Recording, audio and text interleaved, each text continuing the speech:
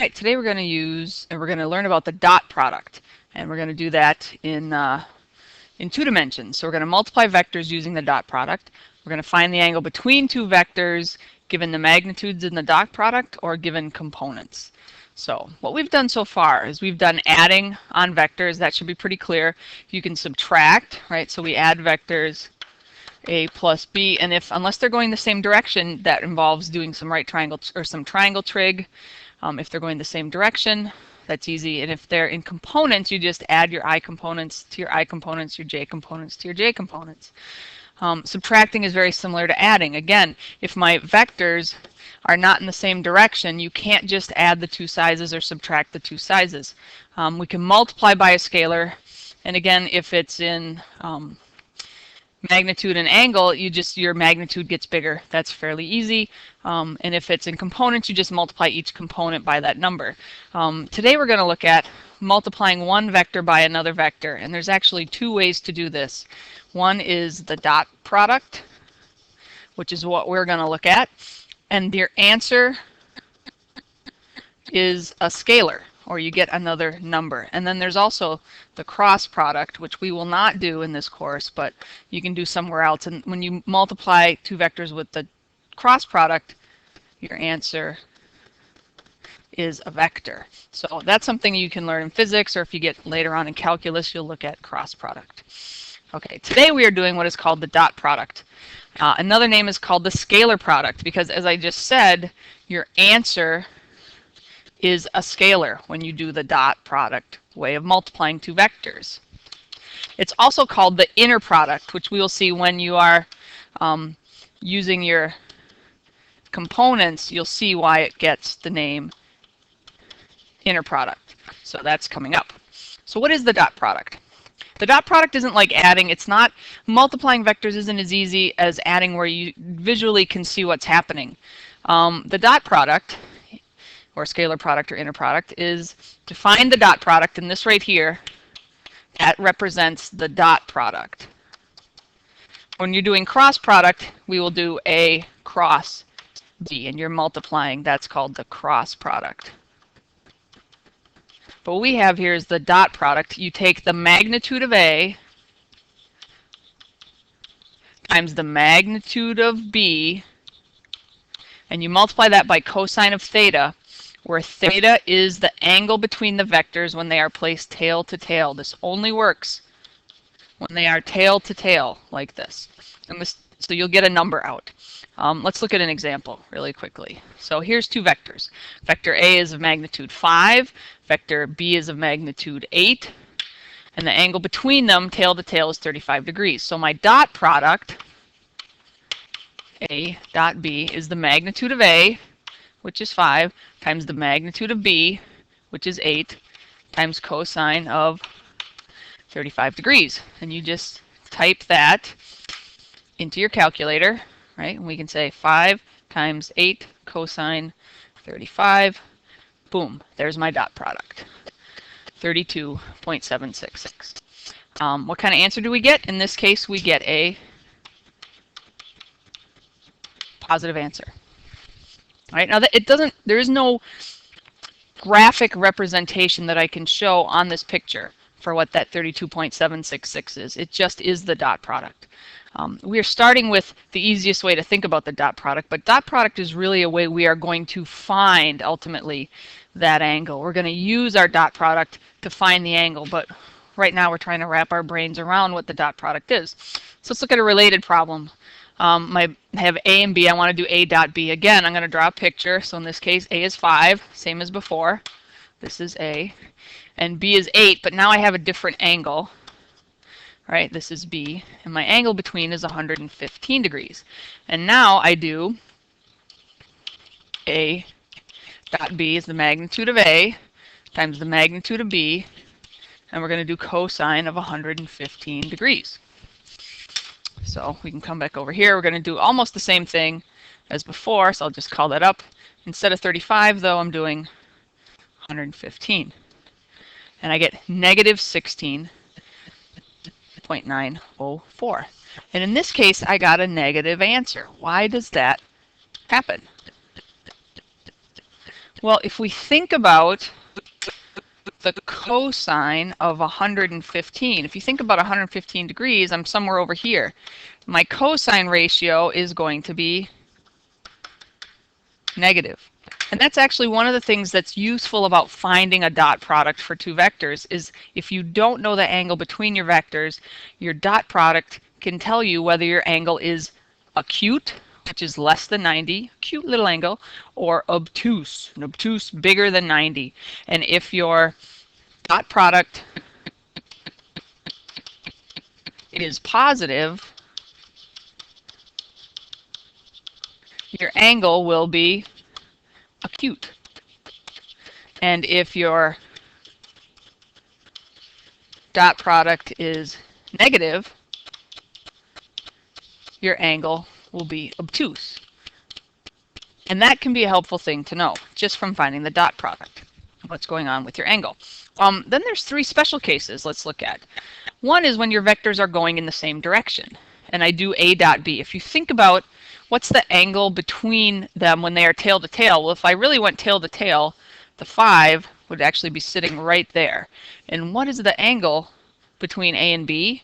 My angle is 0, right? So my dot product is 5 times 8 times cosine of 0 degrees. Cosine of 0 degrees is 1, and my answer becomes 40. Okay. If they're going opposite directions, right, my 5 is going to go up here, and then my angle between them is 180 degrees. Cosine of 180 degrees is negative 1, and I get 5 times 8 cosine 180, and I get negative 40. Now remember, obtuse angle, an angle bigger than 90, I should get a negative dot product. So when the dot product is just the magnitude of A times the magnitude of B exactly, then I know my angle is 0 up here, this case. When my dot product is the opposite of the magnitude of A times the magnitude of B, when A dot B is the opposite of the magnitude of A, magnitude of B, theta must be 180 degrees, right? Up here, when A dot B is just A, B, theta must be 0 degrees. And then when they are perpendicular, what happens in this picture, right? I get 5 times 8 cosine of 90 degrees, but cosine of 90 degrees is 0. And so I get a dot product of 0. And this is also helpful. If A dot B is 0, my vectors are perpendicular. That's helpful. Anytime you get a dot product of 0, you know your two vectors are perpendicular. And we like to know when things are perpendicular. Okay, so here's one more. Here we're going to actually do how the dot product is used, I would say, most often. So most often we are given the dot product and we're going to find the angle, which is the case here. This is the dot product. So I'm going to fill everything into my formula, right? The magnitude, or AB, I know what that is. That's 58. The magnitude of A is 4. The magnitude of B is 19. And it's theta that I don't know, right? That's what I want to find out. I want to find the angle between my two vectors. So I'm going to solve for theta. My first step is going to be to divide the 4 times 19, right? So I get 58 over 4 times 19 is cosine theta, and then theta is going to be cosine inverse of whatever that is. All right, so I'm going to try that.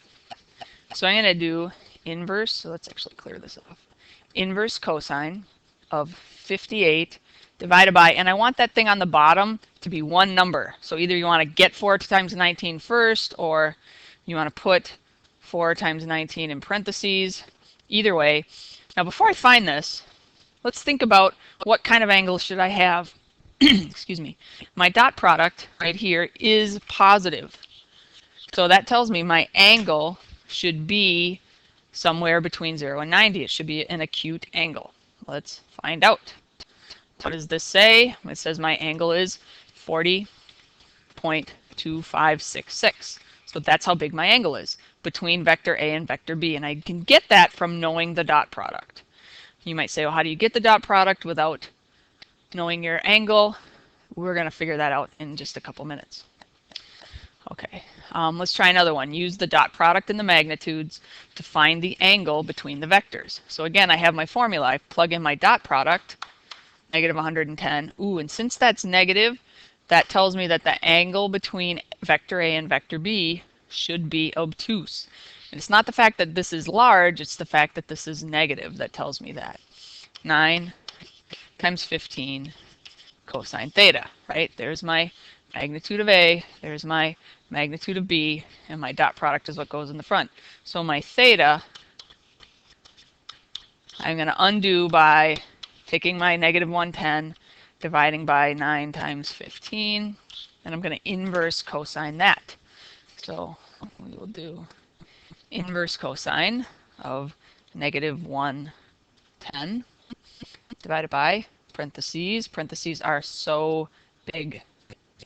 9 times 15.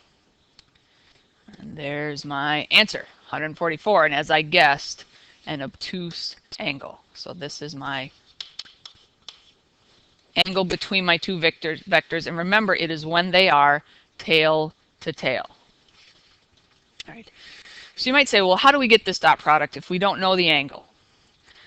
The way you can get your dot product without your angle is to use your components. So right here, I'm given two vectors, and I want to find the dot product. And the vectors are in components. And I know my formula, A dot B, is magnitude of A, magnitude of B, cosine theta. So I need my magnitude of A.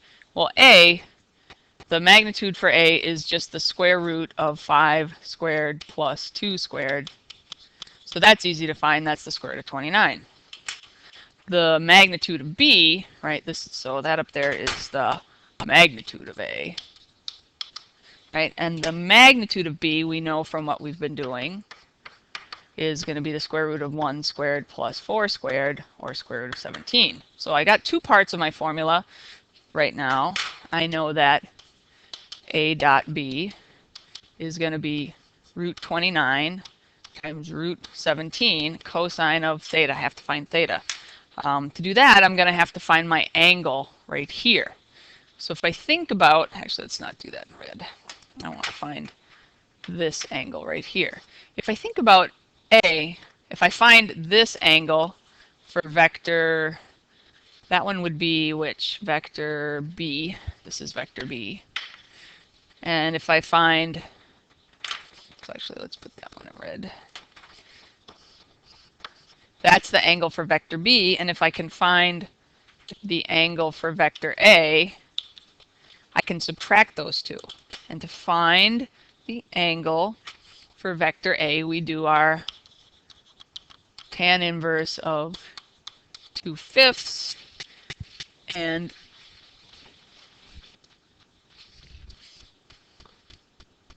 so I'm going to tan inverse of 2 divided by 5. That's 21.8. I'm going to store that. That's my angle for A.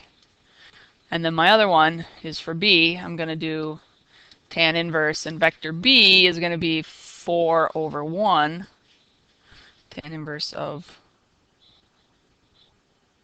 I think I did my A backwards. Yep, I did.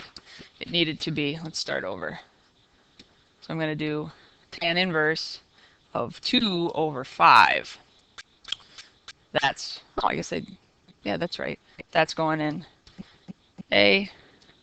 And then in B, I'm going to do tan inverse of 4 over 1, which is just 4. And I'm going to store that in B.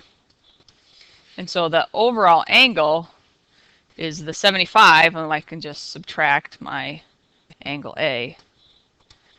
And that's my theta, 54.162, right there. So that's this angle right up there. To find my dot product, that's what I'm going to put right in there, 54.162.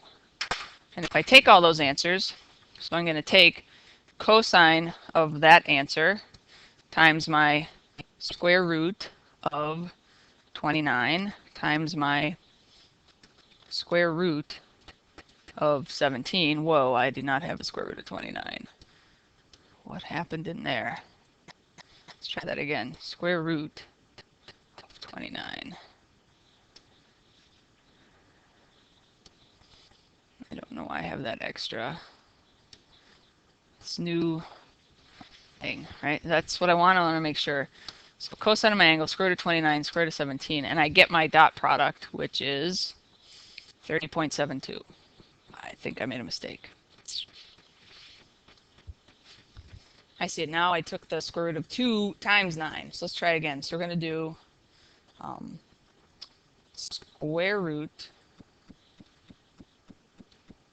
Nope, not that. Let's try this again. Square root 29 times square root 17 times, and I am doing cosine of 56.16234705. I'm going to use as much as I can. Oops, I got an extra point in there. 05. There we go. And that's not giving me the right answer. Oh, because I have 56. Wow. I am not having a good day typing. That's why you want to be very careful. I want 54. Let's try that again. There we go, 13. I knew that's what I wanted. So my dot product is 13. And again, so now I found my angle, and that's a long process. As you can see, there's the opportunity for mistakes is quite large, clearly, because I made several. However, now we're going to look at a shortcut for finding the dot product. So what I'm going to do here is I am going to take these two numbers, the I components, and multiply them together. 4 times -6. And I'm going to add that to 3 times 4. Actually, that was the wrong one. I wanted to show it on this one. So we're going to do that same idea, though. I'm going to take my I components, 5 times 1, and I'm going to take my J components, 4 times 2, or 2 times 4, and I'm going to add those up, and there's my dot product. So to find the dot product when vectors are in components,